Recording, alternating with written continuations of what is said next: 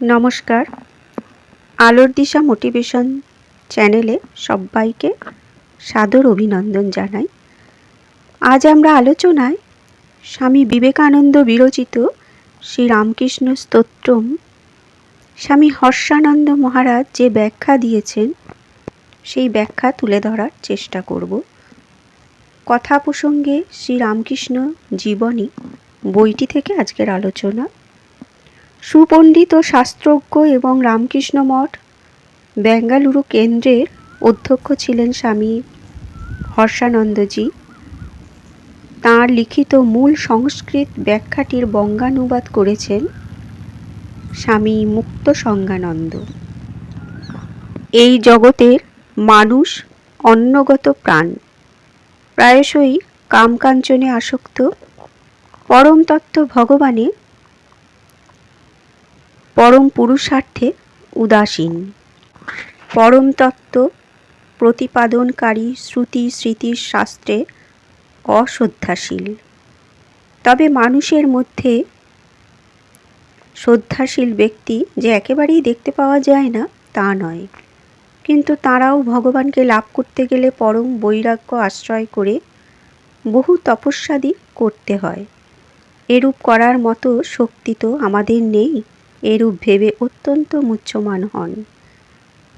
এরূপ ব্যক্তিদের, এমনকি নাস্তিকদেরও শ্রদ্ধা উৎপন্নের জন্যে এবং পরম পুরুষার্থ প্রাপ্তির জন্যে অতি সহজ পথ প্রদর্শন করতে পরম কৃপালু ভগবান নারায়ণ নিজ মায়া শক্তি বলে শ্রী রামকৃষ্ণ রূপে অবতীর্ণ হয়েছেন এবং সঙ্গে তাঁর পার্শ্বদগণকেও নিয়ে এসেছেন। বালকেরাও অর্থাৎ বালবুদ্ধি সম্পন্ন অল্প বুদ্ধিমান লোকেরাও যাতে অনায়াসে ঈশ্বরকে উপলব্ধি করতে পারে, সেজন্য তিনি নানাবিধ আচরণ করে এবং অনেক উপমা ও আখ্যায়িকা সহযোগে উপদেশ দান করে মার্গ প্রদর্শন করতেন। একথা ভুললে চলবে না যে যিনি পরমাত্মা স্বরূপ, যিনি সকল সাধনসমূহ অবলীলায় সম্পন্ন করেছিলেন এবং সাধনান্তে সিদ্ধ হয়েছিলেন, তিনি সাধ্য সকল সাধনের একমাত্র লক্ষ্য। এরূপ শ্রীরামকৃষ্ণরূপী পরমাত্মাকে স্মরণ করে আবাল বৃদ্ধ বনিতা সকল লোকই যাতে পরম শ্রেয় লাভ করতে পারে, সেজন্য তাঁর শিষ্য স্বামী বিবেকানন্দ প্রণব মন্ত্র ও প্রণাম সহ শ্রীরামকৃষ্ণ নামান্ত স্তোত্র রচনা করেছেন। আমাদের মতো দীনজনের বন্ধু শ্রীরামকৃষ্ণের শরণ নিতে মহামন্ত্র স্থানীয় এই মন্ত্রের ঋষি হলেন স্বামী বিবেকানন্দ। বসন্ত তিলক ছন্দ শ্রীরামকৃষ্ণ দেবতা এবং পরম পুরুষার্থ সিদ্ধির জন্য মন্ত্রটির বিনিয়োগ হয়। ওং হ্রিং হৃতং তমচল গুণজিতি গুণেড্য নক্তন্দিবং সকরুণং তব পাদপদ্মম মোহঙ্কুশং বহুকৃতং ন ভজে যতোহং তস্মাত্ত্বমেব শরণং মম দীনবন্ধু। ব্যাখ্যা হল, তুমি ওঙ্কার, ওঙ্কার প্রতিপাদ্য পরব্রহ্ম। শ্রুতিতে আছে তুমি হ্রিঙ্কার, হ্রিঙ্কার প্রতিপাদ্য পরাশক্তি। যে শক্তি ব্যতীত ব্রহ্ম সর্বাপেক্ষা শ্রেষ্ঠ হয়েও এই নিখিল জগতের উৎপত্তি, স্থিতি ও বিনাশাদি লীলা করতে অসমর্থ। অদ্বৈতবাদী আচার্য শঙ্করও বলেছেন, শিব যদি শক্তি যুক্ত হন তবেই তিনি কার্য করতে সক্ষম, শক্তি বিনা তিনি স্পন্দিত হতেও অসমর্থ। অগ্নি ও তার দাহিকা শক্তি যেমন অভিন্ন, তেমনি পরব্রহ্ম ও পরাশক্তি অভিন্ন। সেই দেবের সাত্ত্বভূত ত্রিগুণাত্মিকা শক্তিকেই ব্রহ্মবাদিগণ সমাধি সহায়ে দর্শন করেন।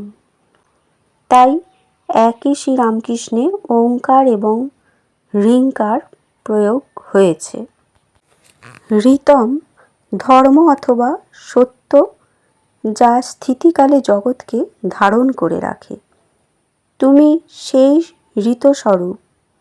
মহানারায়ণ উপনিষদে ঋতং সত্যং পরম ব্রহ্ম বলে উক্ত হয়েছে।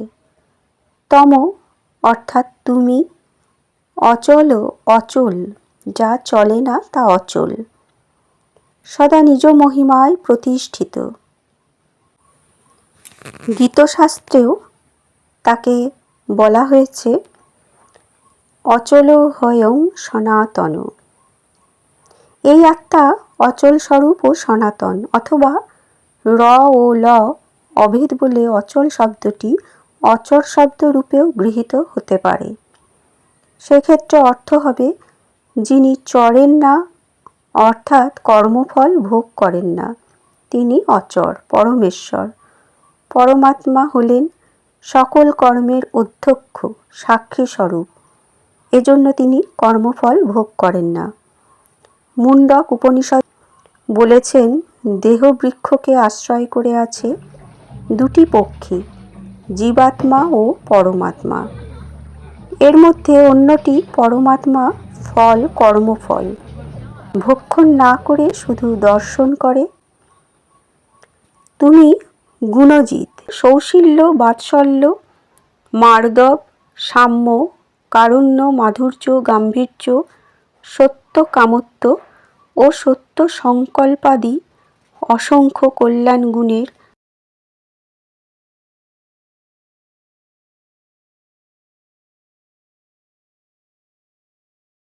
এ সকল গুণের জন্যই তুমি ভক্তগণের মুহুর্মুহু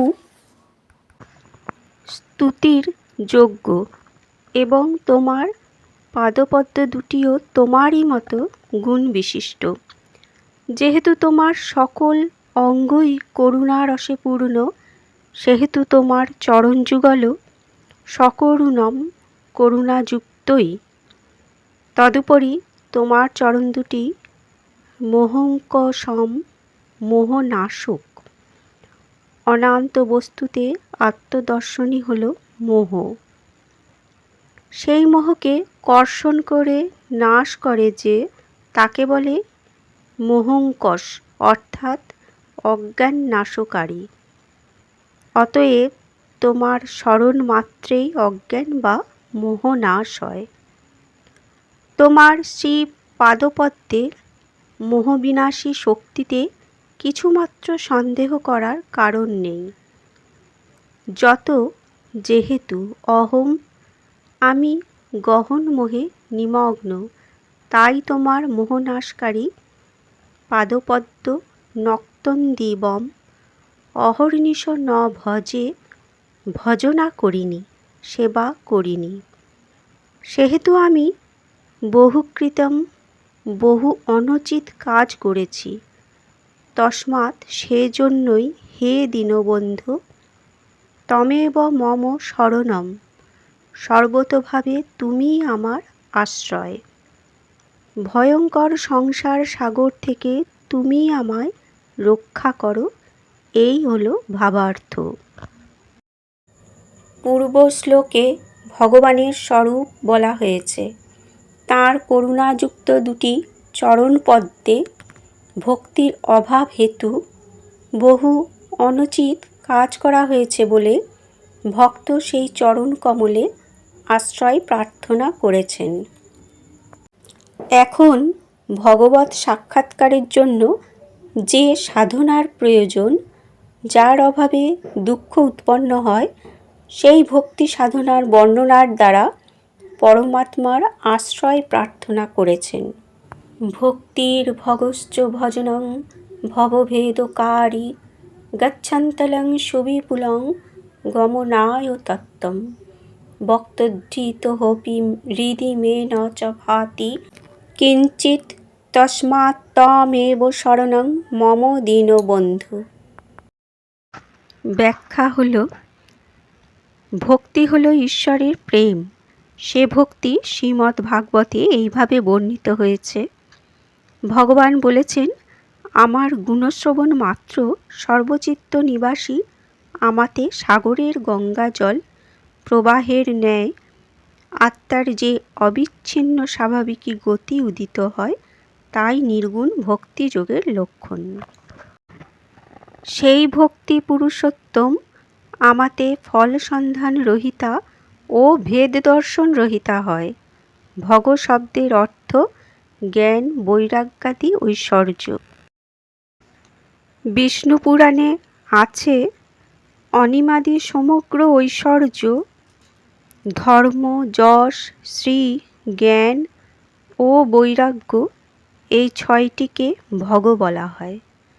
ভবভেদকারী ভজনম, সংসার নাশক ঈশ্বরের সেবা অর্চনা ও কীর্তনাদিরূপ ভজন। উক্ত ভক্তি, ভগ ও ভজন পরম পুরুষার্থ মোক্ষ গমনায়, মোক্ষ লাভ করাতে এবং সুবিপুলং তত্ত্বং, জগৎ ব্যাপক পরব্রহ্মরূপ তত্ত্বকে অলং গচ্ছন্তি, লাভ করাতে সমর্থ। ভাবার্থ এই যে, ভগ, বৈরাগ্য ও ভক্তি সহযোগে ভজনাকারী ভক্তই ভক্তাগ্রণী। তদ্রূপ ভক্তাগ্রণী পরব্রহ্ম সাক্ষাৎকার করে নিরতিশয় আনন্দময় মোক্ষ লাভ করতে পারে। পরম পদপ্রাপ্তির উপায়ভূত ভক্তিজ্ঞান বৈরাগ্যাদি না থাকায় দুঃখিত ভক্ত বলছেন, বক্তৃত হপি। বক্তের দ্বারা অর্থাৎ মুখে যদিও আমি তোমার কথা উদ্ধৃত করছি, বারবার তোমার স্তুতি করছি, তথাপি মে হৃদি কিঞ্চিৎ, আমার হৃদয়ে কিছুমাত্র ভক্তিজ্ঞান বৈরাগ্যাদি ন চ ভাতি, প্রকাশিত হচ্ছে না। অথবা যেহেতু আমি ভক্তি আদি শূন্যমনা, সেজন্য সুখ পাখির মতো তোমার গুণকীর্তন মুখেই কেবল উচ্চারণ করি, এমন দিনহীন আমি তোমার দয়ার পাত্র। হৃদি মে ন চা ভাতি কিঞ্চিৎ, স্থলে হৃদয়ে ন মে ভাতি কিঞ্চিৎ, এই পাঠান্তর আছে। সে স্থলে লৌকিক ছন্দ ভঙ্গ হয়েছে, তথাপি তা আর্য প্রয়োগ হিসেবেই মানতে হবে। এই জগতে মানুষ শত শত আশেপাশে বদ্ধ, তাই পরম পুরুষার্থ প্রাপ্তির উপায়ভূত জ্ঞান বৈরাগ্যাদি সদ্গুণ তাদের হৃদয়ে অনায়াসে উদিত হয় না। তবে এরূপ জীবেরও পরম পুরুষার্থ প্রাপ্তির উপায় আছে। সে উপায় কি? উপায় হচ্ছে নিজেদের বিষয়াসক্তিকে পরমাত্মা বিষয়ক আসক্তিতে রূপান্তরিত করা।